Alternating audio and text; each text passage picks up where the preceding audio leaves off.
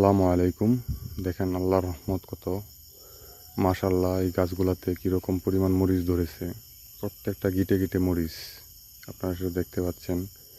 এরকম একটা চারা হইলেই যথেষ্ট মরিচ খাওয়ার জন্য। এখানে 8টা চারা লাগানো হয়েছিল, প্রত্যেকটা চারার মধ্যে কী পরিমাণ মরিচ এসেছে আপনারা দেখতে পাচ্ছেন।